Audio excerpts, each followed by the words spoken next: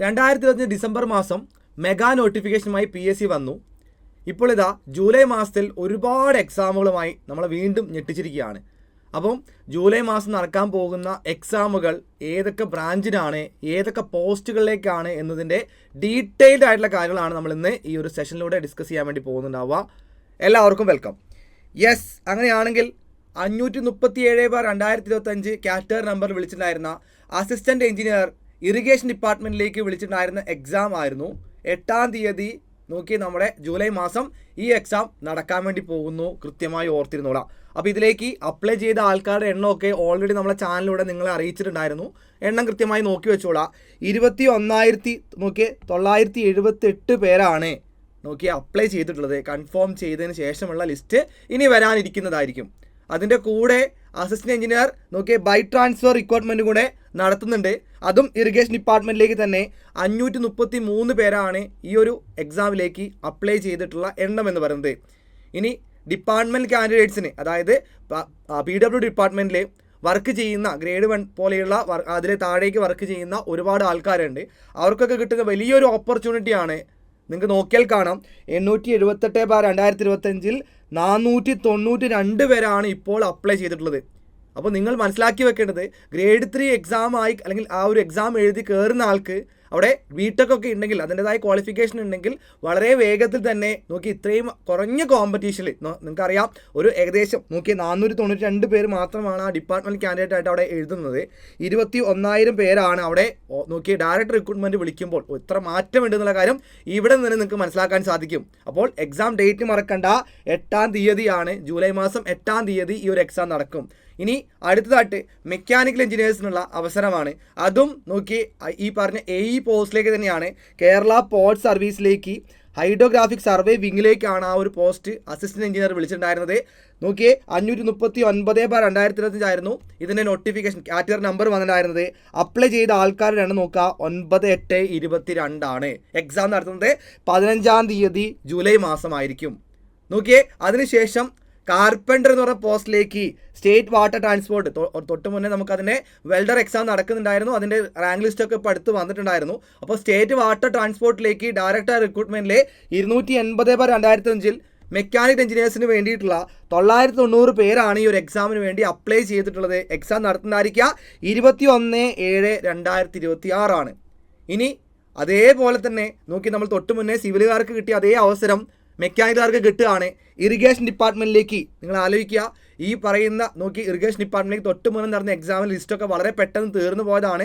ഒരുപാട് പേർക്ക് അതിൽ നിന്ന് അഡ്വൈസൊക്കെ വന്നു. അതിലെ മെയിൻ ലിസ്റ്റിലെ ആൾക്കാർ കഴിഞ്ഞ ശേഷമാണ് ഇപ്പോൾ പുതിയ റാങ്ക് ലിസ്റ്റ് ഇടാൻ വേണ്ടിയിട്ട് എക്സാം നടത്തുന്നത്. ആ എക്സാം നടക്കുന്നതിനായിരിക്കുക 22-ാം തീയതിയാണ്. 10,193 പേർ ഈ ഒരു എക്സാമിന് വേണ്ടി അപ്ലൈ ചെയ്തിട്ടുണ്ട്. ഇനി അവിടെ ഏറ്റവും ഗ്ലാമറസ് ആയി പോസ്റ്റ് എന്ന് പറയുന്ന മെക്കാനിക്കൽ എഞ്ചിനീയർ എന്ന് പറയുന്ന ഒരാൾക്ക് കിട്ടാവുന്നതിൽ ഏറ്റവും അടിപൊളിയായിട്ട് വർക്ക് ചെയ്യാൻ പറ്റുന്ന ഹൈ പവർഫുൾ ആയിട്ടുള്ള ജോബ് എന്ന് പറയുന്നത് ഈ ഫാക്ടറീസ് ആൻഡ് ബോയിലേഴ്സ് ഡിപ്പാർട്ട്മെൻറ്റിൽ വർക്ക് ചെയ്യുന്ന ഇൻസ്പെക്ടർ എന്ന് പറയുന്ന പോസ്റ്റിനാണ്. യെസ്, അങ്ങനെയാണെങ്കിൽ ആ പോസ്റ്റിലേക്ക് നടത്തുന്നതായിരിക്കുന്ന എക്സാം 22/7/2026 ഇതിന് കൂടത്തിനായിരിക്കും എക്സാം നടക്കുന്നതായിരിക്കാം. നിങ്ങൾ അവിടെ നോക്കേണ്ടത്, രണ്ടും ഒരേ സമയത്ത് തന്നെ വിളിച്ച എക്സാമാണ്. 10,000 പേരായിരുന്നു അവിടെ തൊട്ട് മുന്നേ എക്സാമിന് അപ്ലൈ ചെയ്തെങ്കിൽ ഇവിടേക്ക് വന്നപ്പോൾ 6,000 പേരിലേക്ക് അത് ചുരുങ്ങിയിട്ടുണ്ട്. 4,000 പേരുടെ കുറവ് അവിടെ അപ്പോൾ തന്നെ ഉണ്ടായിട്ടുണ്ടെന്ന കാര്യം മനസ്സിലാക്കി വെക്കുക. ഇതൊക്കെ ബിഫോർ അവിടെ ആ കൺഫർമേഷൻ കൊടുക്കുന്നതിന് മുന്നേയുള്ള നമ്പറാണ്. ഇതെല്ലാം കൃത്യമായിട്ടുള്ള മാറ്റങ്ങൾ വരുന്നുണ്ടായിരിക്കും, അപ്പോൾ അത് മനസ്സിലാക്കാം. ദെൻ അടുത്തതായിട്ട് നമ്മൾ നോക്കുന്നത് എല്ലാവരും കാത്തിരിക്കുന്ന, ഏറ്റവും കൂടുതൽ ആൾക്കാർ അവിടെ കാത്തിരിക്കുന്ന ഒരു എക്സാമാണ്. അതെന്ന് പറയുന്നത് 548/2025 കേരള വാട്ടർ അതോറിറ്റിയിലേക്കുള്ള ഡ്രാഫ്റ്റ്മാൻ ഗ്രേഡ് 2 എന്ന് പറയുന്ന തസ്തികയിലേക്കുള്ള എക്സാമാണ്. അപ്പോൾ എല്ലാവർക്കും ഗ്രേഡ് 3 എക്സാമൊക്കെ എല്ലാവരും കഴിഞ്ഞിട്ടുണ്ടായിരിക്കും. അപ്പോൾ ഇതിനൊക്കെ സിലബസൊക്കെ ഡീറ്റെയിൽഡ് സിലബസൊക്കെ നമുക്ക് ഓൾറെഡി നമ്മളെ ആ ഒരു PSC സൈറ്റിൽ പബ്ലിഷ്ഡ് ആണ്. അതിൻ്റെ ഡീറ്റെയിൽ ആയിട്ട് അനാലിസിസൊക്കെ നമ്മൾ ഇനി വരുന്ന ദിവസങ്ങളിൽ നമ്മളെ ചാനലിലൂടെ നിങ്ങൾക്ക് കിട്ടുന്നുണ്ടായിരിക്കും, ഓർത്തിരിക്കുക. അപ്പോൾ ഈ ഒരു എക്സാമിൻ്റെ ഡേറ്റ് ആണ് ഇവിടെ ഏറ്റവും ഇമ്പോർട്ടൻസ് കൊടുക്കേണ്ടത്. അത് വരുന്നത് 28/7/2026 എക്സാം നടക്കുന്നതായിരിക്കുക. സിവിലുകാരും മെക്കാനിക്കലുകാരും ഒരുമിച്ച് കൊമ്പ് കോർക്കുന്ന എക്സാമാണ്. 26,000 പേര് മാത്രമാണ് ഈ ഒരു എക്സാമിലേക്ക് ഇപ്പോൾ അപ്ലൈ ചെയ്തിട്ടുള്ളത്. ഇനി അത് നോക്കിയ കൺഫർമേഷൻ വന്നു കഴിയുമ്പോൾ ഒരു 20,000-ലേക്കൊക്കെ ഒരു 6,000 പേരൊക്കെ ഉറപ്പായിട്ട് ഇവിടുന്ന് ഡയറക്റ്റ് ഒഴിവായി പോകാനുള്ള സാധ്യതയുണ്ട്. ഇപ്പോഴൊക്കെ അങ്ങനെ തന്നെയാണ് നടക്കാറുള്ളത്, അത് ഓർത്തിരിക്കുക. അപ്പോൾ ഡ്രാഫ്റ്റ്മാൻ ഗ്രേഡ് 2 കേരള വാട്ടർ അതോറിറ്റിയിലേക്ക് 500-ൽ കൂടുതൽ അഡ്വൈസ് ലാസ്റ്റ് ഇയറിൽ നടന്നിട്ടുള്ള എക്സാമിൽ റാങ്ക് ലിസ്റ്റിൽ നിന്ന് പോയിട്ടുണ്ടായിരുന്നു. അപ്പോൾ ഇത്തവണയും നമ്മൾ ഒരുപാട് അഡ്വൈസൊക്കെ പ്രതീക്ഷിക്കുന്ന എല്ലാവർക്കും തന്നെ മെക്ക് കഴിഞ്ഞ ആൾക്കാർക്കും സിവിൽ കഴിഞ്ഞ ആൾക്കാർക്കും ഒരേപോലെ അടിപൊളിയായിട്ട് വർക്ക് ചെയ്യാൻ പറ്റുന്ന ഒരു പോസ്റ്റാണ് ഗ്രേഡ് 2 വാട്ടർ അതോറിറ്റി എന്ന് പറയുന്നത്. ഇവിടെ നേരത്തെ കണ്ടപോലെ തന്നെ വാട്ടർ അതോറിറ്റിയിൽ ഗ്രേഡ് 2 ആയി കയറി കഴിഞ്ഞാൽ അവിടെ ഡിപ്പാർട്ട്മെന്റ് ടെസ്റ്റ് ചെയ്ത് AE വരെ ആകാനുള്ള സാധ്യത ബിടെക് കഴിഞ്ഞ ആൾക്കാർക്ക് ഉണ്ട് എന്നുള്ള കാര്യം ഓർത്തിരിക്കുക. അപ്പോൾ ഡയറക്റ്റ് AE എഴുതാൻ ആ രീതിയിലേക്ക് എഴുതുമ്പോൾ ഒരുപാട് ആൾക്കാരുണ്ടെങ്കിൽ അവിടെ നമുക്ക് കിട്ടുന്ന വലിയൊരു അവസരമാണ്. സിമ്പിളായി പഠിച്ചുകൊണ്ട് ഗ്രേഡ് 2 ആയി കയറി ഒരു 3 വർഷം വർക്ക് ചെയ്തതിന് ശേഷം വരുന്ന ഡിപ്പാർട്ട്മെന്റ് എക്സാം എഴുതി AEയിലേക്ക് കയറാൻ പറ്റുക എന്ന് പറയുന്നത് ഓർത്തിരിക്കേണ്ട കാര്യം, മനസ്സിലാക്കേണ്ട കാര്യം. ദെൻ അതിനുശേഷമാണ് നമുക്കിവിടെ 227/2005 SR നോട്ടിഫിക്കേഷൻ ആയിരുന്നു. അത് PWD വർക്ക് അവിടേക്ക് വിളിച്ചിട്ടുണ്ടായിരുന്ന SR SC/ST വിഭാഗത്തിൽപ്പെട്ട ആൾക്കാർക്കുള്ള എക്സാം ആയിരുന്നു. അവിടെ വിളിച്ചിട്ടുള്ള നോട്ടിഫിക്കേഷൻ ആയിരുന്നു. ഗ്രേഡ് 3 ആണ്. അത് 29/7/2026 ഈ ഒരു എക്സാം നടക്കുന്നതായിരിക്കുക. ഇതിൽ നമുക്ക് തന്നിട്ടുള്ള ഒരു കണക്ക് എന്ന് പറയുന്നത് 6000-ൽ കൂടുതൽ ആൾക്കാർ അപ്ലൈ ചെയ്തു എന്നുള്ളതാണ് അവിടെ തന്നിട്ടുള്ള ഒരു എണ്ണം എന്ന് പറയുന്നത്. പിന്നീട് നമുക്ക് വരുന്നതാണ് നമ്മളെല്ലാവരും കാത്തിരിക്കുന്ന സിവിൽ കഴിഞ്ഞ ഒരു ഉദ്യോഗാർത്ഥി ഒരു 3 വർഷത്തോളമായി വെയിറ്റ് ചെയ്തിരിക്കുന്ന ഒരുപാട് കുറേ ക്ലാസ്സുകളൊക്കെ കണ്ട് കാര്യങ്ങളൊക്കെ പഠിച്ച് വെയിറ്റ് ചെയ്തിരിക്കുന്ന ലാർജ് മാസമായി നോട്ടിഫിക്കേഷനിൽ വിളിക്കുന്ന എക്സാമാണ് LSCD.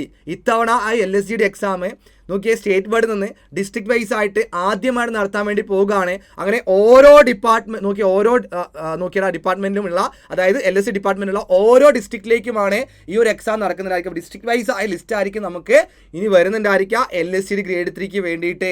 അപ്പോൾ ആ LSCD that is local self ഗവൺമെന്റിലേക്ക് നമുക്ക് വരുന്ന എക്സാം ഗ്രേഡ് 3 എക്സാം നടക്കുന്ന ഡേറ്റ് കൃത്യമായി ഓർത്തിന്നുള്ള 29/7/2026 ആണ്. എല്ലാ എക്സാമുകൾക്കും ഈ പറയുന്ന ഡേറ്റ് തന്നെയാണ്. എല്ലാ ഡിസ്ട്രിക്റ്റിൽ എഴുതുന്ന ആൾക്കാർക്കും ഇതേ ഡേറ്റ് തന്നെയായിരിക്കും ഉണ്ടായിരിക്കുക. അപ്പോൾ ഇതിലൊക്കെ ഒരുപാട് കാര്യങ്ങൾ പറഞ്ഞിരുന്നു. അവിടെ എങ്ങനെയാണ് അപ്ലൈ ചെയ്യേണ്ടത്, ആ എണ്ണമൊക്കെ എങ്ങനെയൊക്കെയായിരിക്കും വരുന്നുണ്ടായിരിക്കുക എന്നുള്ള കാര്യമൊക്കെ ഡീറ്റെയിൽഡ് ആയിട്ട് നമ്മൾ ഒരുപാട് മുന്നേ തന്നെ നിങ്ങൾ അറിയിച്ചിട്ടുണ്ടായിരുന്നു. എന്താണ് ആ കോമ്പറ്റീഷൻ ലെവൽ വന്നിട്ടുള്ള കാര്യം കൃത്യമായി പറഞ്ഞിരുന്നു. തിരുവനന്തപുരത്ത് 3029 പേര്. അതുപോലെ കൊല്ലത്തിലേക്ക് വരുമ്പോൾ 2038 കോട്ടയത്തിലെത്തിയപ്പോൾ അത് 1017 ആയിട്ടുണ്ട്. അതേപോലെ തന്നെ ഇടുക്കിയിലെത്തിയപ്പോൾ അത് 828 ആയിട്ട് കുറഞ്ഞിട്ടുണ്ട്.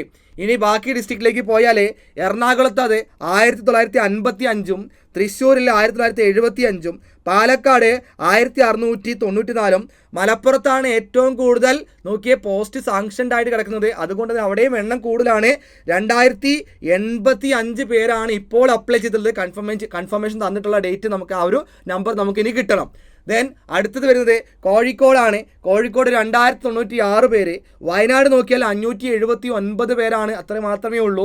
ദെൻ കണ്ണൂർ 1522, കാസർഗോഡ് വന്നാൽ 791. ബാക്കി 2 ഡിസ്ട്രിക്റ്റ് കൂടെ ഉണ്ട്. ദാറ്റ് ഈസ് പത്തനംതിട്ടയിലേക്ക് 868 പേരും ആലപ്പുഴയിൽ 1387 പേരുമാണ് അപ്ലൈ ചെയ്തിട്ടുള്ളത് എന്നുള്ള കാര്യം കൃത്യമായി തന്നെ ആ ഒരു കണക്ക് മനസ്സിലാക്കി വെച്ചോളാം.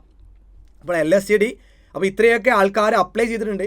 കൺഫേം ചെയ്ത ആൾക്കാരുടെ എണ്ണം ഇനി നമുക്ക് അറിയേണ്ടതായിട്ടുണ്ട്. അപ്പോഴേ നമുക്ക് എത്ര ആൾക്കാരാണ് നമ്മളോട് അപ്ലൈ എത്ര ആൾക്കാരാണ് നമ്മളോട് കോമ്പീറ്റ് ചെയ്യാനുള്ളത് എന്നുള്ളത് നമുക്ക് അറിയാൻ പറ്റുള്ളൂ. അത് തന്നെ എക്സാം എഴുതുന്ന ആൾക്ക് ഹാളിൽ പോയാൽ 20 പേര് ഇരിക്കുന്ന ഹാളിൽ നിങ്ങൾ എല്ലാവരും നോക്കിയാൽ തന്നെ കാണാം അവിടെ ഒരു 10 പേരൊക്കെ മിനിമം ഒരു ആവറേജ് നോക്കാൻ ഒരു 10 പേരൊക്കെ അവിടെ വീണ്ടും കുറയും. അപ്പോൾ ഈ 800 പേരിലൊക്കെ എന്ന് പറയുന്ന സമയത്ത് ഒരു 600-ലേക്കൊക്കെ വരാനുള്ള സാധ്യത വളരെ കൂടുതലാണ്. ആഫ്റ്റർ കൺഫർമേഷൻ എഴുതുന്ന എക്സാം എഴുതിയ ആൾക്കാരുടെ എണ്ണത്തിൽ വരുമ്പോൾ വീണ്ടും ഒരു 500-ലേക്കൊക്കെ എത്താനുള്ള സാധ്യത അവിടെ ഉണ്ട്.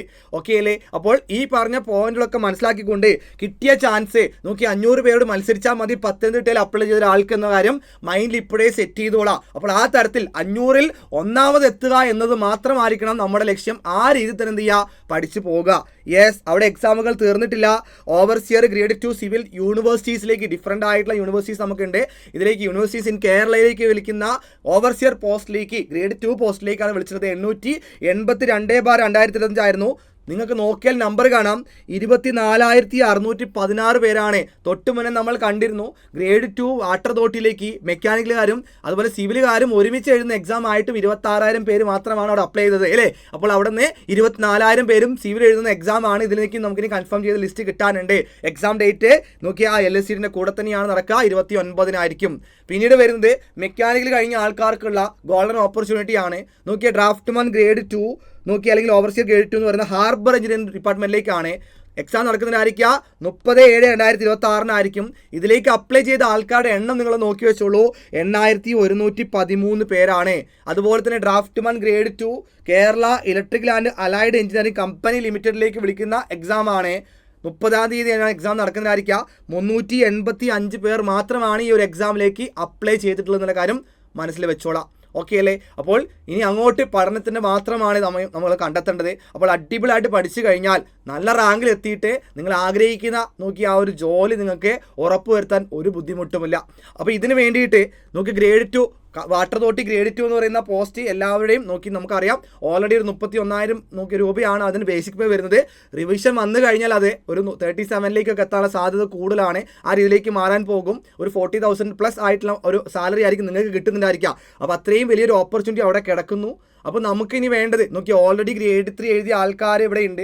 ഗ്രേഡ് 3 എഴുതി അതിൻ്റെ റാങ്ക് ലിസ്റ്റ് ഇന്നോ നാളെ എന്ന് പറഞ്ഞ് നിൽക്കുകയാണല്ലേ. യെസ്, അതിൻ്റെ കൂടെ ഉണ്ടായിരുന്നു അതിന് തൊട്ടുമെന്ന് നടന്നിരുന്ന വർക്ക് സൂപ്പറിൻ്റെ റാങ്ക് ലിസ്റ്റൊക്കെ വന്നിട്ടുണ്ട്. അപ്പോൾ റാങ്ക് ലിസ്റ്റൊക്കെ വന്ന് അതിലുള്ള ആൾക്കാരൊക്കെ ഉണ്ടായിരിക്കും. അപ്പോൾ അതുപോലെ തന്നെ ഗ്രേഡ് 2 എന്ന് പറയുമ്പോൾ ഹയർ പോസ്റ്റാണ്, ഹയർ സാലറിയാണ് കിട്ടുന്നതായിരിക്കുക. അപ്പോൾ കൂടുതൽ സാലറിയിൽ കൂടുതൽ മെച്ചപ്പെട്ട ജോലി എന്ന രീതിയിലേക്ക് ഗ്രേഡ് 2 എക്സാമിനെ കാണുന്നവർ നിങ്ങൾ ഓൾറെഡി പഠിച്ച ആൾക്കാരാണ്. സിലബസിലെ ഗ്രേഡ് 3യുടെ സിലബസ് എന്താണോ ആ സെയിം സിലബസ് തന്നെയാണ് വീണ്ടും ഗ്രേഡ് 2ലേക്ക് കിട്ടുന്നത്. 3 മാസങ്ങൾക്ക് ഇപ്പുറം നമ്മൾ ഒക്ടോബർ 30-നാണ് നമ്മൾ എക്സാം നടന്നതെങ്കിൽ ആ ഒക്ടോബർ 30-ന് ശേഷം നിങ്ങൾക്ക് ഒരു 6 മാസം സമയം. അപ്പോൾ ഇനി 3 മാസം കൂടെ നിങ്ങൾ അത് റിവൈസ് ചെയ്താൽ മാത്രമേ നിങ്ങൾക്ക് എന്ത് ചെയ്യാൻ പറ്റും, അടിപൊളിയായിട്ട് നല്ലൊരു റാങ്കിലെത്തിയിട്ട് ആദ്യത്തെ അവിടെ നന്നായി പെർഫോം ചെയ്യാൻ പറ്റാത്ത ആൾക്കാർക്ക് കൂടെ ഇവിടെ കൃത്യമായി പഠിച്ചെടുക്കാൻ ഒരു ബുദ്ധിമുട്ടുമില്ലാത്ത രീതിയിൽ തന്നെ നമുക്ക് പോകാൻ പറ്റും. അപ്പോൾ അതിനായിട്ട് സൈലന്റ് ടെക്നിക്കലിൽ നമ്മൾ എന്ത് ചെയ്യാണ്, മെയ് 8-ന് നമ്മൾ സ്റ്റാർട്ട് ചെയ്യുകയാണ് റിവിഷൻ ബാച്ച്. ക്യുക്കായിട്ട് റിവിഷൻ ആയിരിക്കും. 7 മൊഡ്യൂളാണുള്ളത്. 7 മൊഡ്യൂളിൻ്റെയും ടോപ്പിക്കുകളെല്ലാം കൃത്യമായി റിവൈസ് ചെയ്ത് അതിനുള്ള മാക്സിമം ക്വസ്റ്റ്യൻസുകൾ. അപ്പോൾ എല്ലാവർക്കും അറിയാം, നമ്മളെ ഒരു ഗ്രേഡ് 3 ഓൾറെഡി ഉണ്ടായിരുന്ന ബാച്ചിലെ ആൾക്കാർക്ക് അറിയാം. അപ്പോൾ ഏറ്റവും അടിപൊളിയായിട്ട് കാര്യങ്ങളൊക്കെ പറഞ്ഞു തന്നെ ആ പഠിച്ച കാര്യങ്ങളെല്ലാം ഉറപ്പുവരുത്തി അതെല്ലാം നിങ്ങളെ കയ്യിലുണ്ട് എന്നുള്ള കാര്യം ഉറപ്പുവരുത്തിയിട്ട് നമ്മൾ എന്ത് ചെയ്യാൻ വേണ്ടി പോവുകയാണ്, യെസ് ഒന്നും കൂടെ അത് റിവൈസ് ചെയ്ത് കാര്യങ്ങൾ സെറ്റാക്കി മാക്സിമം ക്വസ്റ്റ്യനുകൾ ചെയ്തിട്ടായിരിക്കും നമ്മൾ എന്ത് ചെയ്യുക, ഈ ഒരു എക്സാമിലേക്ക് പോകുന്നതായിരിക്കും. അപ്പോൾ അതിന് വേണ്ടിയിട്ട് നമ്മളെ ഒരു ബാച്ച് സ്റ്റാർട്ട് ചെയ്യുകയാണ്. ഒരു ബാച്ച് സ്റ്റാർട്ട് ചെയ്യുന്ന സമയത്ത് നിങ്ങളുടെ ഭാഗത്ത് ചിന്തിക്കുമ്പോൾ ഏറ്റവും കുറഞ്ഞ ഫീസിൽ ഏറ്റവും അടിപൊളി കണ്ടന്റ് അത് മാത്രമാണ് സൈലത്തിൻ്റെ ആ ഒരു ഉറപ്പ്. ആ രീതിയിലേക്ക് നിങ്ങൾക്ക് എന്ത് ചെയ്യാൻ പറ്റും, ഏറ്റവും അടിപൊളി കണ്ടന്റുമായിട്ട് നമ്മൾ എന്ത് ചെയ്യുന്നു, മെയ് 8-ന് നമ്മൾ ലോഞ്ച് ആവുകയാണ്. 599 രൂപ മാത്രമാണ് ഈ ഒരു ബാച്ചിൽ ഉണ്ടായിരിക്കുക. അപ്പോൾ നിങ്ങൾക്ക് കൃത്യമായിട്ടുള്ള മോക്ക് ടെസ്റ്റുകൾ 100 മാർക്കിൻ്റെ മോക്ക് ടെസ്റ്റ് ഒക്കെ ഇതിലുണ്ടായിരിക്കും. അതിൻ്റെ കൂടെ തന്നെ റിവിഷൻ ടോപ്പിക്കുകളും ആ റിവിഷൻ ടോപ്പിക്കുകൾ ഏതാണ്, എങ്ങനെ നിങ്ങൾ പഠിച്ചു വരണം, അതെല്ലാം കൃത്യമായി നിങ്ങൾ അറിയിച്ചുകൊണ്ട് നിങ്ങൾ എന്ത് ചെയ്യും, പ്രോപ്പറായി സെറ്റ് ചെയ്തുകൊണ്ട് അവിടെ മാക്സിമം മാർക്ക് സ്കോർ ചെയ്യാം. 38 മാർക്കാണ് മെക്കാനിക് ചോദിക്കുക.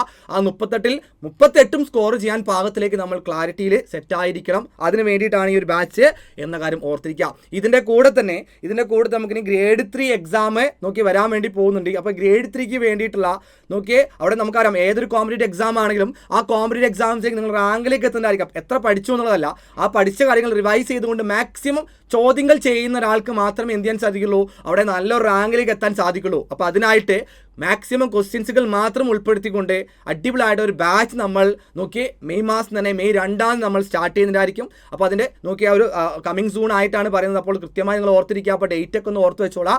മെയ് 2-നായിരിക്കും നമ്മൾ എന്ത് ചെയ്യുക, ക്വസ്റ്റ്യൻ ഡിസ്കഷൻ ബാച്ച് നമുക്ക് എന്ത് ചെയ്യുക, LSTDക്ക് വേണ്ടി തുടങ്ങുന്നതായിരിക്കുക. അതിൻ്റെ കൂടെ വാട്ടർ അതോറിറ്റി ഗ്രേഡ് 2 എന്ന് പറയുന്ന ആ ഒരു പോസ്റ്റിലേക്കുള്ള റിവിഷൻ ബാച്ച് നമ്മൾ മെയ് 8-നായിരിക്കും സ്റ്റാർട്ട് ചെയ്യുന്നതായിരിക്കുക. അപ്പോൾ ഇത്രയും കാര്യങ്ങളെല്ലാം ഓർത്ത് വെച്ചുകൊണ്ട് നിങ്ങൾക്ക് ഈ 2 ബാച്ചുകളും ഏത് ബാച്ചാണ് നിങ്ങൾ കയറുന്നത് ആ ബാച്ചുകൾ കയറാൻ പാകത്തിലായിട്ട് നിങ്ങൾക്ക് ഡൗട്ട് ഉണ്ടെങ്കിൽ അഡ്മിഷനുമായി ബന്ധപ്പെട്ട കാര്യങ്ങൾ ഉണ്ടെന്നുണ്ടെങ്കിൽ എന്ത് ചെയ്യുക, ഈ താഴെ കാണുന്ന നമ്പറിലേക്ക് ഇപ്പോൾ തന്നെ ബന്ധപ്പെട്ട് എന്ത് ചെയ്യുക, നിങ്ങളുടെ അഡ്മിഷൻ നിങ്ങൾ ഉറപ്പുവരുത്തുക. യെസ്, അപ്പോൾ കൂടുതൽ കാര്യങ്ങളും ഇതിന് കൂടുതൽ സിലബസിന് ഡീറ്റെയിലിംഗ് ഒക്കെ ആയിട്ട് നമ്മൾ എന്ത് ചെയ്യാം, വീണ്ടും നമുക്ക് കാണാം. അപ്പോൾ അതുവരെ എല്ലാവരും ഏറ്റവും അടിപൊളിയായിട്ട് പഠിച്ചു പോയിക്കോളുക. അപ്പോൾ ഇനി കുറഞ്ഞ സമയം മാത്രം റിവൈസ് ചെയ്യുക, മാക്സിമം കാര്യങ്ങൾ സെറ്റാക്കുക. അതിൽ തന്നെ എന്ത് ചെയ്യുക, ക്വസ്റ്റ്യൻ ചെയ്തുകൊണ്ട് റാങ്കിലേക്ക് എത്തിക്കോളുക. അപ്പോൾ നമുക്ക് വീണ്ടും അടുത്ത കുറച്ച് വീഡിയോസുമായിട്ട് കാര്യങ്ങളുമായിട്ട് നമുക്ക് വീണ്ടും കാണാം. Thank you all of U.